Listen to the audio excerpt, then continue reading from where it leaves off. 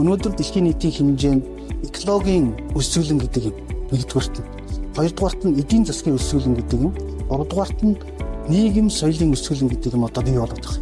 Энэ бүхэн маань эргээд нийлээд бүх юмнууд маань юунаас болоод бий болж байгаа гэхээр ерөөсөө энэ байгаль их дэлхийн доройтлоос холбоотой байгаль их дэлхийтэйгээ бид нар буруу харьцантай холбоотойгоор ийм гурван төрлийн өсвөл бий болж байгаа гэж харж байгаа байхгүй.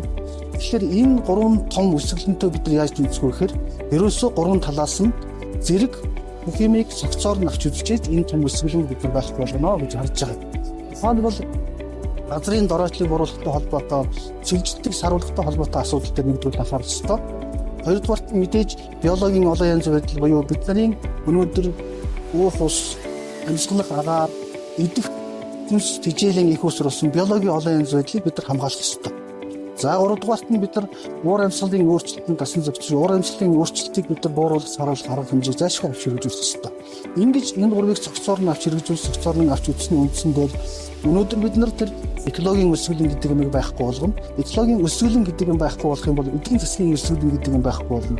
Эдийн засгийн өсвөлэн байхгүй болчих юм бол цаашаа эргээд нийгэм соёлын өсвөлэн гэдэг юм байхгүй болчихно.